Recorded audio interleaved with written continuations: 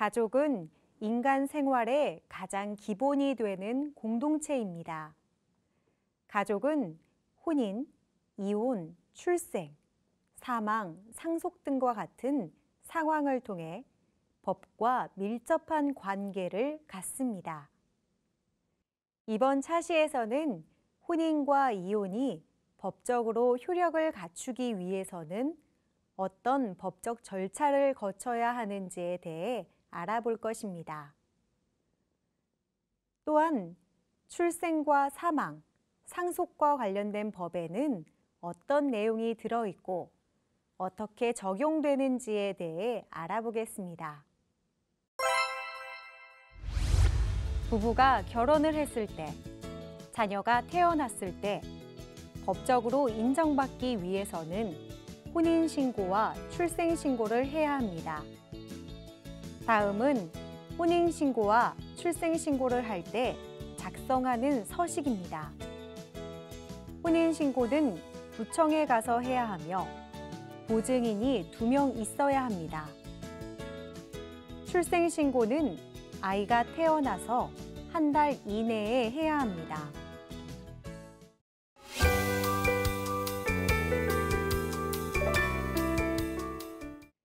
우리가 태어나서 자라며 죽음에 이르기까지 삶의 모든 과정은 모두 법과 관련되어 있습니다. 남녀가 만나 결혼해서 가정을 꾸리고 자녀를 낳아 기르는 가정생활도 법과 밀접한 관련이 있습니다. 김철수 씨와 이영희 씨의 사례를 통해 알아보겠습니다. 서로 사랑하는 사이인 철수 씨와 영희 씨가 결혼식장에서 결혼식을 올렸다면 이제 두 사람은 부부가 된 것일까요? 그렇지 않습니다. 한국에서는 혼인이 법적으로 효력을 인정받기 위해서는 혼인신고를 해야 합니다. 만약 혼인신고를 하지 않고 함께 살기만 한다면 혼인신고를 한 부부처럼 보호받기 어렵습니다.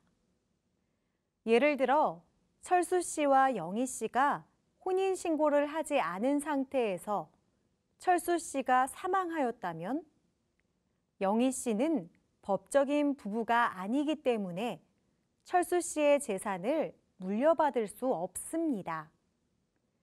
만약 철수 씨와 영희 씨가 더 이상 혼인 관계를 유지하기 어려운 경우에는 이혼을 할 수 있습니다. 이혼은 두 사람 모두 이혼에 동의해서 하는 협의 이혼과 어느 한쪽만이 이혼을 원할 때 법원의 판결에 따라 이혼을 하는 재판상 이혼으로 나뉩니다. 재판상 이혼은 배우자가 부정한 행위를 하거나 배우자를 제대로 돌보지 않는 것과 같은 정당한 이혼 사유가 있을 때만 가능합니다. 이혼을 하게 되면 결혼 생활 중 만들어진 재산을 나누어 줄 것을 요구할 수 있습니다. 또한 이혼의 책임이 있는 배우자에게 정신적인 고통에 대해서도 위자료를 청구할 수도 있습니다. 자녀가 있을 경우에는 자녀의 양육자를 정하고 양육비를 공동으로 부담해야 합니다. 양육을 맡지 않은 쪽의 부모는 자녀와 만나거나 연락할 수 있는 권리를 가집니다. 가정법원을 별도로 둔 것은 가정에서 생기는 분쟁이 개인의 사적인 생활에 속하는 것이라는 점에서 일반적인 민사소송과 다르고 청소년 관련 사건은 가정 문제와 밀접한 관계가 있어서 이 둘을 함께 묶는 것이 적절하다고 보았기 때문이다. 현재 가정법원은 서울, 부산, 대구, 광주, 대전 등 5군데에 있으며 가정법원이 없는 곳에서는 그 지역의 지방법원에서 관련 재판을 진행한다.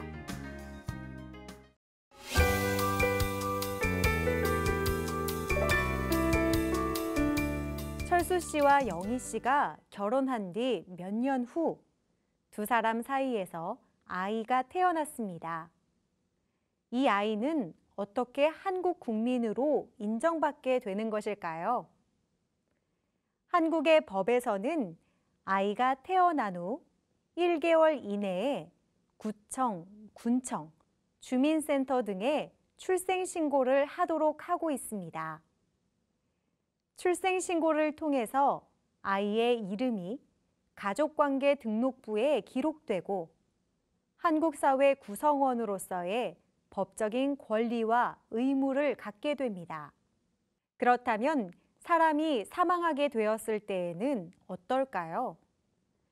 그때에도 출생과 마찬가지로 사망신고를 해야 합니다. 사람이 사망하면 상속이 이루어지게 되는데 일정한 요건을 갖춘 유언이 있을 경우에는 그 유언에 따라 상속이 이루어지지만 그렇지 않은 경우에는 법에서 정한 대로 상속이 이루어집니다.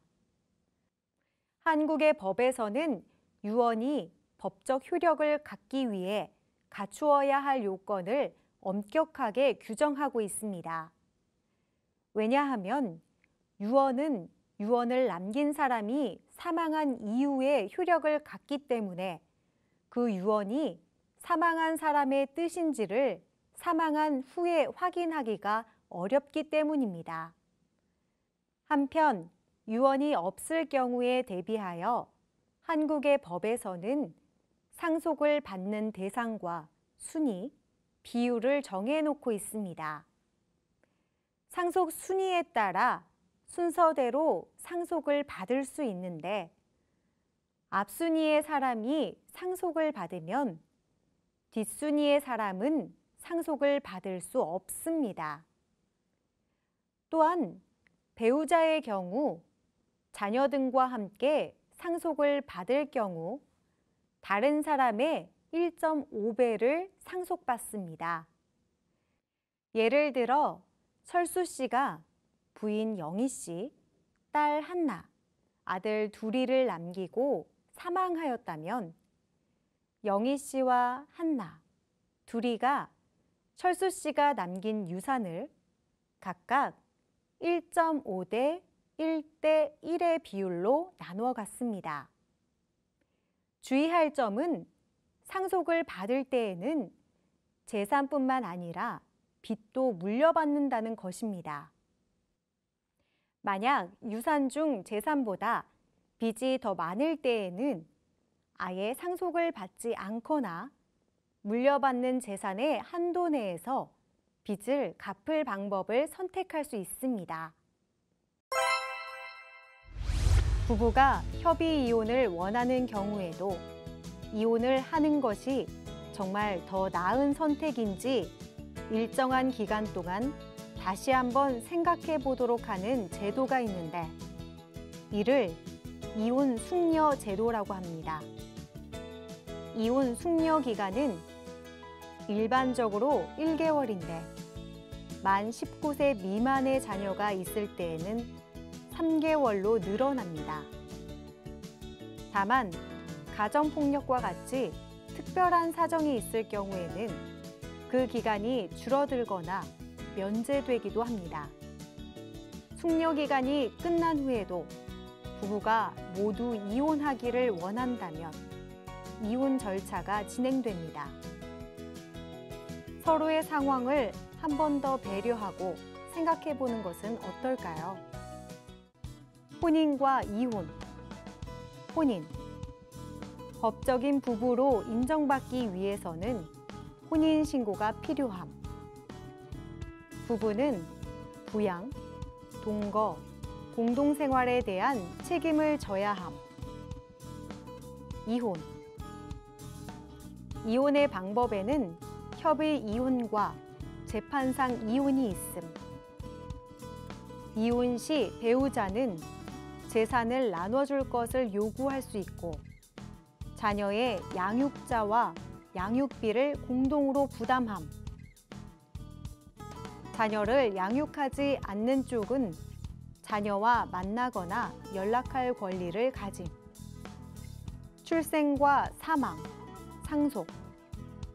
출생. 태어난 아기가 한국 국민으로 인정받기 위해서는 출생신고가 필요함. 사망. 사람이 사망하면 사망신고를 해야 하며 상속이 이루어짐. 상속. 상속에는 유언에 따른 상속과 법에 따른 상속이 있음. 법에 따른 상속의 경우 상속 대상, 순위, 비율이 정해져 있음. 상속에는 빚과 재산이 모두 포함.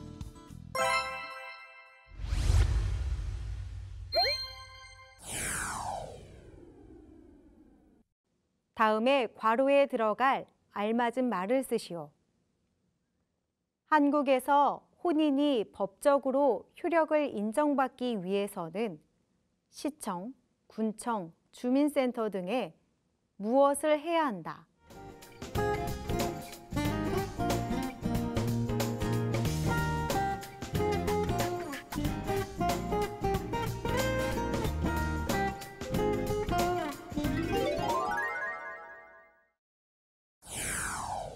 상속에 대한 다음의 글을 읽고 내용이 맞으면 O, 틀리면 X를 표시하시오.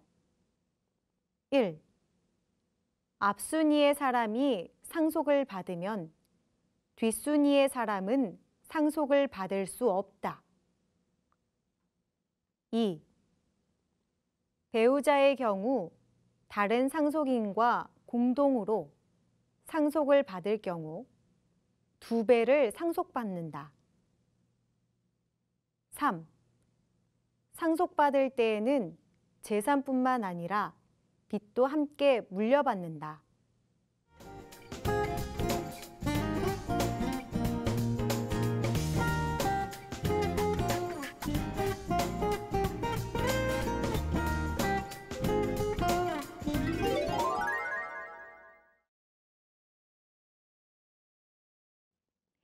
이번 차시에서는 혼인과 이혼이 법적으로 효력을 갖추기 위해서는 어떤 법적 절차를 거쳐야 하는지 알아보았습니다. 다음 차시에서는 범죄와 형벌, 그리고 범죄의 개념과 기본 원칙, 종류에 대해서 확인해 보겠습니다. 감사합니다.